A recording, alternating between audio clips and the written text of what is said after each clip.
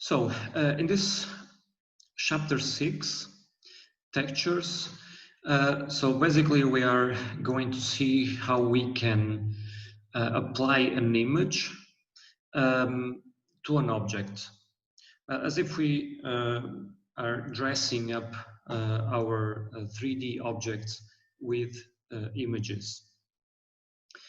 So to give you a very quick overview of how our scenes will look, here we have a very simple scene with 3 objects, a cylinder, and you can see that the cylinder has a texture that's taken from a picture of tree bark. We have also a box here with arrows on the sides, on the faces of the box, and we have a sphere with a texture of, I think it's a photo of the moon, if I'm not mistaken. So basically, we will be able to apply images just like these ones. One of the things to try to be careful about textures is that the images that we use as textures, they can be very large and they can take a long time to download.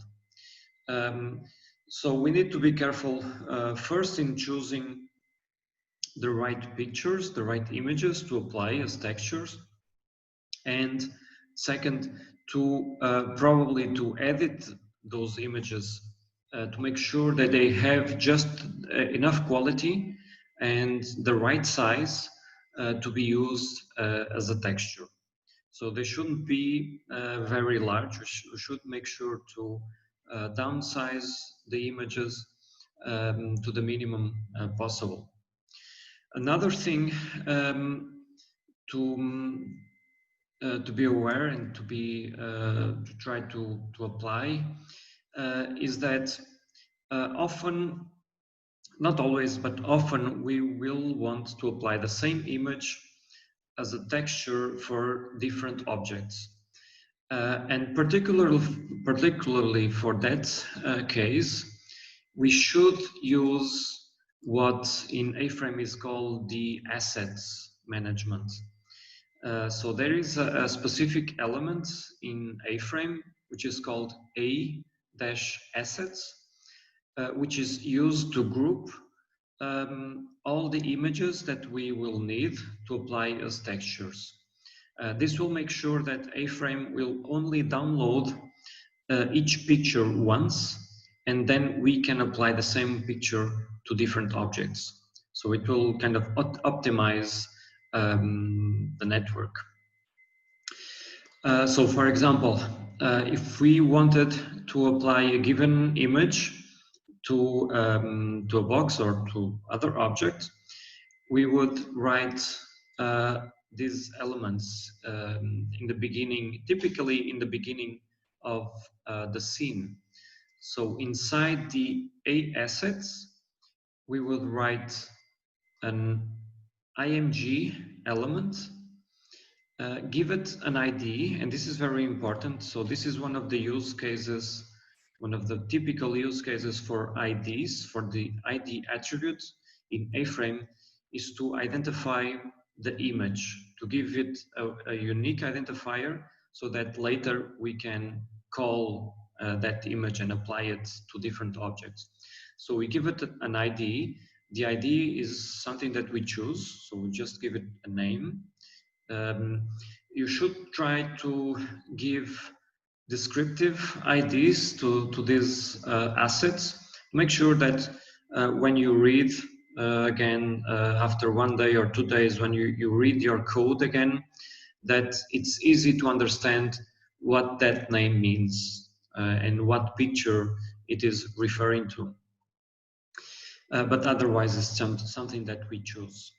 And then we also use the SRC. This is just short for source attribute, and the value of the attribute is just a URL where we can find the image. And so with this, This won't actually display anything. A-frame will just download the image, this image, and it will be ready to be applied to the other objects in the scene. So that later, when we want to apply that image as a texture for the box, we can just add this attribute. So notice that the attribute has the same name. So we also use the source attribute, but now it's on the A box element. And notice the value of that source attribute. So instead of giving a URL, a complete URL, we are just referring to the ID that we used in the assets element. So with a different, and this is very important, this is a mistake that I often do, and I'm sure you will also. So when we are referring to an ID, we need to prefix the ID with a hash symbol. When we are assigning an ID to an element, like in this case, in the image, the ID doesn't have the hash symbol. So the hash symbol is actually a way of A-frame of identifying, of knowing that we are referring to an ID. And with this, A-frame will establish a relationship between this name, box texture, and the image that has that ID, and it will apply that image as the texture for that box. So in our case, within Glitch, it's not strictly mandatory, but most of our pictures will actually be taken from the assets of Glitch itself. So as we did, if you remember in one of the first chapters, you already did this. So you know we have the assets folder in Glitch, and we can just upload an image there, and then we can just click on the image, and the URL that we need to use in the source of the image element in the assets is just this one. So we can just press the copy button and then go back to our code, and then just paste that value as the source attribute for the image inside the assets. One other thing that we can do with textures is that often we have a small texture file, but that actually represents some kind of a pattern. And we want to repeat that pattern over and over on the face of the 3D object. And we can do that easily in A-frame by adding a repeat attribute to the 3D object that we are texturing. So for example, here in this box, I'm saying that I want to apply it. I want to apply a bricks texture. So it's an ID of an image that I would have in the assets. And I'm also saying that I want to repeat that image twice in the horizontal axis of the face that is being textured, and also twice on the vertical axis of the face that is being textured. So here the axis, we need to understand that they are just relative X and Y axis relative to the face of the 3D object that is being textured. So this doesn't, this is not referring to the global world coordinates that we saw yesterday, for example. So it's a different reference system. And we can actually repeat. So here we have a repeat 2 by 2 repetition. So meaning that actually this image will be used 4 times in a given face of the box. But we can actually also stretch the image and repeat with a value that is less than 1. So in this case, if we put a repeat of 0.5, for example, instead of using the complete width of our texture, we'll just use half of it. So it's something that we can also use to kind of create different effects by stretching an image on the face of a 3D object. So in the following example, our brick texture is this image that you see here, and it's being applied differently in this example here.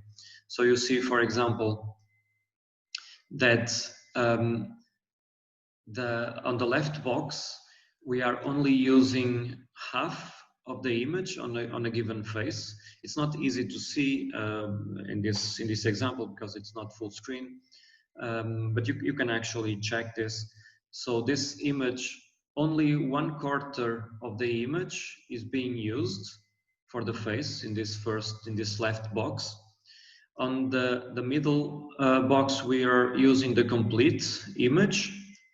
And on the right box, we are actually repeating that image 4 times. So 2 times in the horizontal axis and 2 times in the vertical axis. So we see that it's a pattern, and the bricks are a lot smaller just because the image is repeated. So this is something that might be useful for some textures to create different patterns, and in some situations with a single texture, it is possible to create very different effects just by stretching the image along one or two of the texture axis. We can also use video as a texture. So instead of using I'm going to scroll up. So instead of using an image element inside the assets, we can actually use a video element to preload a video file and then apply that to any 3D element, just like a normal static image. So we can, for example, write this inside the assets, a video element. I'll show you the full source code for this example in a minute. And again, we need to assign an ID to that video. We also may want to autoplay the video, and usually we want to autoplay the video.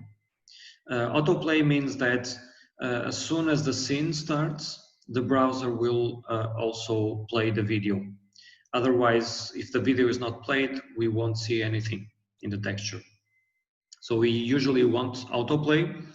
The alternative to autoplay is for us to have additional code, but that would mean using programming a bit in JavaScript, so that, for example, the video could be started in response to some kind of user interaction. But so the easiest way is for us to have an autoplay in the video.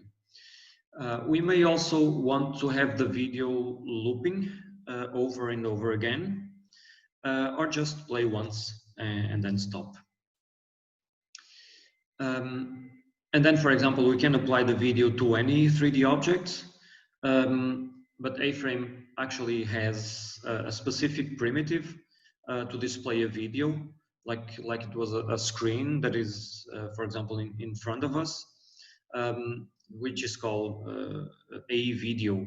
So it acts like a 2-dimensional plane that is textured with the video. But you can also apply video textures to boxes, for example, or to spheres, or to any other kind of object. So I'll open this example in a new tab. Videos, let me just mute this. Videos in textures are something that we don't use that often. And we may, it sometimes, depending on the browser that you are using, we may have to tweak a little bit our code, because not all browsers, you may want to try the example in your browsers. Not all browsers will play videos. Some browsers have different rules for playing videos automatically in web pages. For example, some browsers will not allow videos that have sound. Because that's considered to be intrusive to the user, so they disallow autoplay of videos that have sound. But that depends very much on the browser that you are using. So um, it's best if you have a specific problem with a specific video, then it's best if you just tell me, and I'll try to figure out what's happening and see if I can help. But so just to let you know that videos are kind of a tricky thing to use, even in regular web pages nowadays. So browsers have a lot of restrictions regarding media nowadays. I'll just show you the full source code. So just to point out some of the attributes that we can have in this specific case of videos inside the assets, and to point out one or two differences. So one thing, actually, before I describe that, your examples. So if you open your example textures 03, you'll notice that it's a bit different from mine, because I just noticed a mistake there, and I updated mine, but yours are a copy, so I couldn't update those easily. But so you should see in your own example, you should see an attribute here which is called muted. And in my browser, it doesn't seem to work. So I removed that attribute. So if this example doesn't work also in your browser, you may want to try to remove that muted attribute from the video elements in the assets. Muted is something that works on regular web pages, but for some reason it's not working in A-Frame. But so otherwise, so we have the video with an ID. We already saw that autoplay, a loop. You can mostly ignore this. Okay, this is something that's a very internal thing to A-Frame. Some of my examples I've left this. In others I have not. This is not really important. It's just a way of for browsers and servers to make sure that a given browser or a given web page has permission to download a given image or video file from a different browser. It's not really needed for things to work if you are downloading things from glitch assets folder. So you can just mostly ignore this. An important thing to notice if you are going to use video is that the video element actually has a start and an end tag. So here it's open, and here we are closing the tag, even though the element itself it's empty. But the image, I'm going to open another example. The image element inside the assets, notice that the image element does not have an end tag. So it just opens, and you don't need a /emg. The glitch editor will automatically add a forward slash before closing the opening tag. But actually, I don't think that forward slash is not mandatory. But glitch editor will do it automatically. But it doesn't have, you don't write a slash img closing tag. So this is something that comes from HTML itself. It's one of those exceptions. So some elements cannot be closed, and the image element is one of those.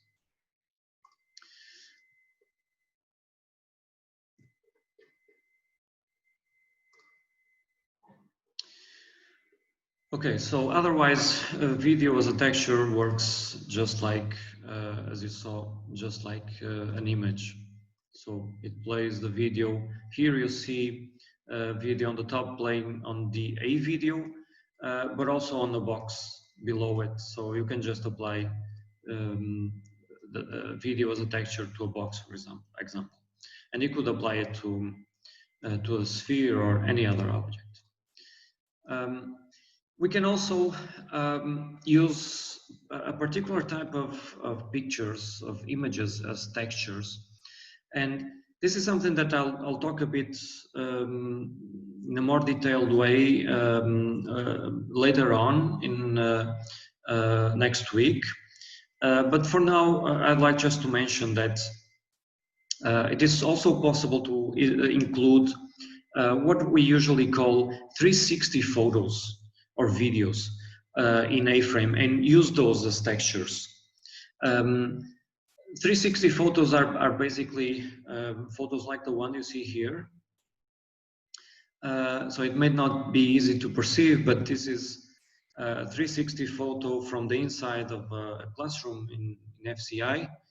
And a 360 photo is basically the planification of a sphere. So it's a photo that takes all around you, and it's usually written down to file in this format that has this name, equirectangular form. So it's just a fancy way of saying we took a sphere and we just made it into a plane. And this can be taken, I'll explain a bit more later on in one of those sessions next week, but this can be taken with, for example, a 360 camera, or you can just take multiple pictures with our smartphone, for example, and then try to stitch them all together in a 360 photo. But the main thing is, if we have one of these pictures, we can apply it as a texture. And for example, you see here in this example that it's being applied as a texture. And I'll show you the source code in a minute. It's actually applied as a texture on the inside of a sphere, and the user, so our view, is also inside that sphere. So we can look around and we see that 360 photo. And you see here that the way we apply that image as a texture is just like any other image. So in the assets, we have our bricks texture that comes from the previous example. And then we added another image to the assets, and we gave it an ID of classroom, so it's easy to know that this is a picture of the classroom. And that picture is actually in the assets in your project, so you can look for it, but the address is this one. And then we applied that 360 photo as a texture to the sky element. So I mentioned briefly that the sky, this A sky element, it tries to mimic, well, a sky, something that is all around us. But a sky element is actually a sphere, a very big sphere, which is visible from the inside by default. But otherwise, we can just apply the source attribute and say that we want to texture the sky with a classroom photo. It's as easy as that. Actually, in this scene, we also have a box that's kind of laying on top of a table, or appears to be laying on top of a table. So it's very easy also to apply 360 photos as textures. Just a small note before we move on, and I'm just about to finish. When we create this kind of environments based on 360 photos, 360 photos, they have a limitation because they are taken from a single point in space. So they represent a single perspective. And so it doesn't make much sense in that case to allow the user to move through the environment. Because if he does, he'll change his perspective and you will no longer be on the correct perspective that the 360 photo was taken. So to prevent users from moving around in our environments, we can just add a camera element with this specific control, with this specific attribute. So this is basically disabling navigation through the arrow keys.